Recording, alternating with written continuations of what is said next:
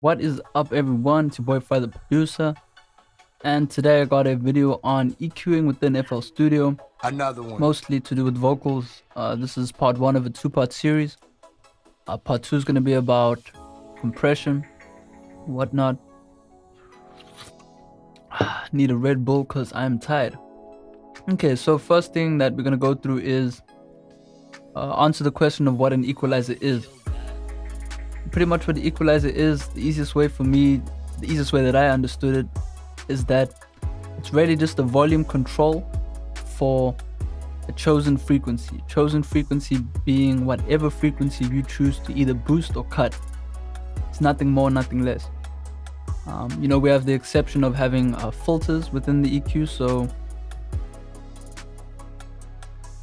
we can roll off frequencies, which is pretty cool, and we can roll off the high end as well. But really what an EQ is, boost or cut. Cool, plain and simple.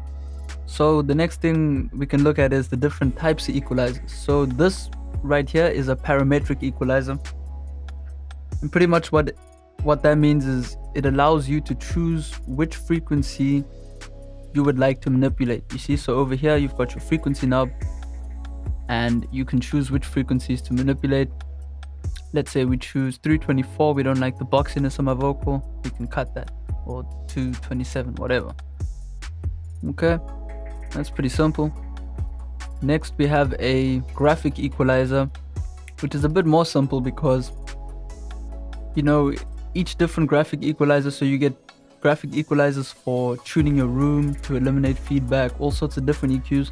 So this is a full range of EQ from SPL, and pretty much it's just got a preset, a graphic equalizer has preset octaves, if you want to call it that, so you can manipulate 4K, get those chips out the way, 1.8, but yeah, you get the idea.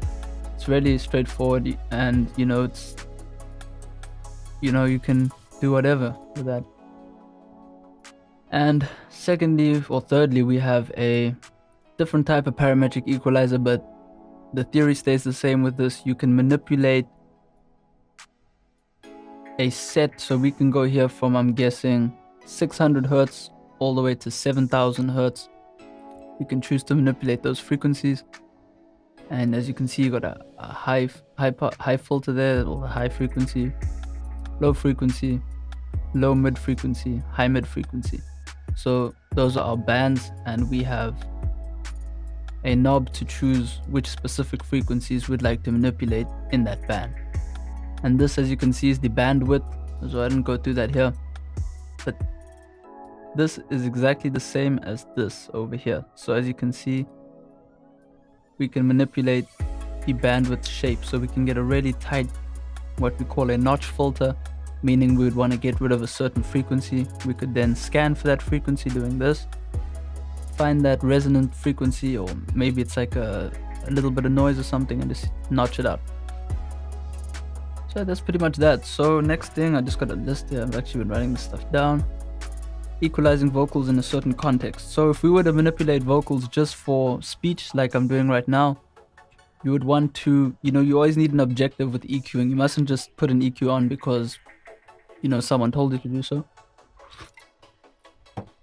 You really want to EQ because you want to get something done. So what I'm doing here, I'm using this SSL EQ, and my objective for using this EQ is really just to boost my high end a little bit, so my voice kind of sticks out a bit more on cell phones and whatnot, and get a bit more presence. So this is the presence range, 2K, just to get my voice a bit more clearer. And I got a low end boost because I don't speak like this, you know what I'm saying? And yeah, pretty much we also have a high pass filter, which I've left untouched, so I can do it right now. I can go all the way to 350 on this one, but 80 hertz is a good starting point. It's pretty similar to this if I was to choose 80 hertz here. So just rolling off all of the noise, because there's cars driving past and whatnot, and you'll hear that a little bit less with this applied. And you also have your ground noise, so you actually have noise that is coming from your interface, which is coming from the plugs, either 60 hertz or 50 hertz. It just depends on what country you're at. So yeah, those are all the things you can do with the EQ. Our objective for this video per se is just to excuse me, is just to make my voice sound better. But if you were, for example, doing a radio edit, you would find out, for example, we can get deep with this, what frequency the radio is broadcasting at. So for example, let's say the radio is only broadcasting at between 30 hertz and 16,000 hertz, because I doubt they would be streaming the whole spectrum. So let's say it looks something like that. You could then, computer's freezing as usual. You could then boost within that range to make your advert sound the best. You know what I mean? So cool. Next is, this is probably more for you. This is equalizing your voice to an instrumental or something like that. So for example, I've got this beat right here. We'll just play that quickly. Yeah, mic check, testing 1 2. And my voice sounds okay over it because I've obviously dropped the level of the beat.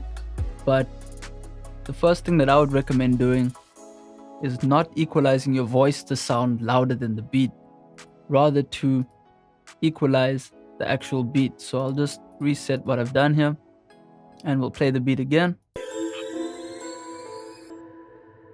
Mic check, test 2 1 2.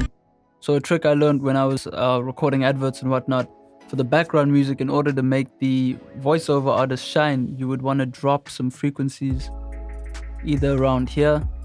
So anywhere where between, let's say, 1000 or 900 hertz and 4000 hertz, let's say, you could drop the frequency there just a little bit, not a lot. You don't want to kill the vibe of the song. Somebody spent hours trying to make that song sound good, so you don't want to mess that up.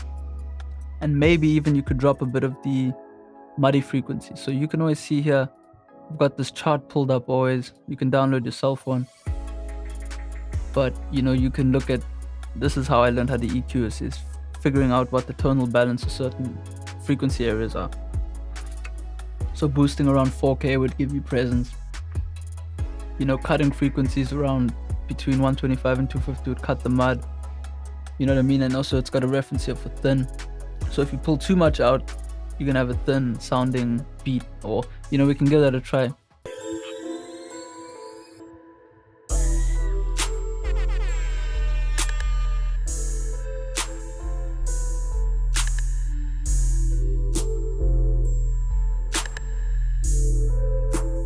So yeah, I recommend you just play around with different beats, mastered records and whatnot, and just play around with the equalizer and see the changes in volume of the different frequencies.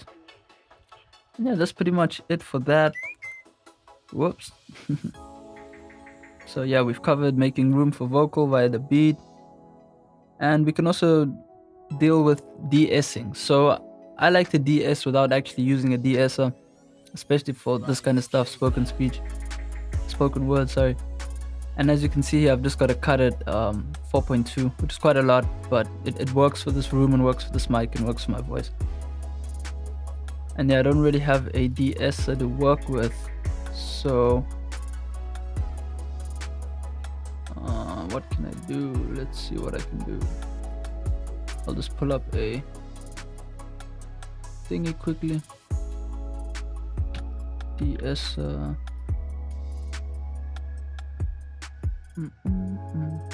Okay, so there's a de-esser right there.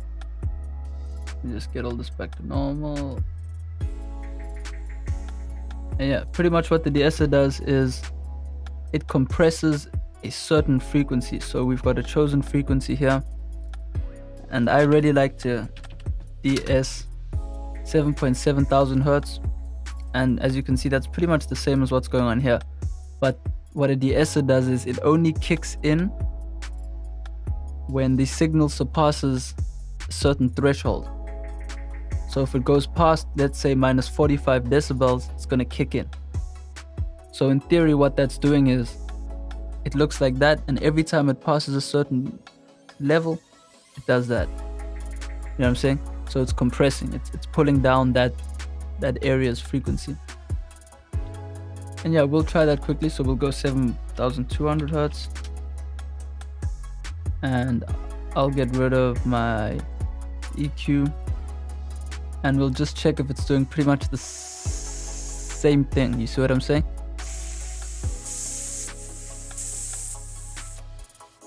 So that sounds so harsh, but it's for the example's sake. You can also check here.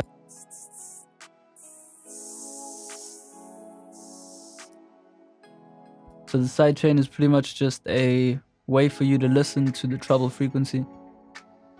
And yeah, that's pretty much it to do with your standard EQ. The last thing that I want to cover is bus equalizing. So let's say, for example, I had 7 or 8 different vocal tracks all going into this channel, for example, right? Or this channel, because this is going to here, which is going to there, don't worry too much. Then you'd want to do subtle things to it, you know what I mean? You wouldn't want to do crazy things like this if you had 4 or 5 different vocals coming into one equalizer. What you then want to do is just kind of, you know, either you've got a build-up of mud, same concept. You've got a build-up of mud, you want to cut a bit of mud there, you want to boost a bit around 4K, 5K, but just a little bit. So the trick to, it sounds bad. The trick to that kind of equalization is subtle changes, you know what I'm saying? And yeah, that's pretty much part 1. That's all I can think of right now. It's kind of a rant, but if you got time to blow and you're willing to learn, you'll stick around. So I'll check you out for the next video, part 2. And yeah, peace out.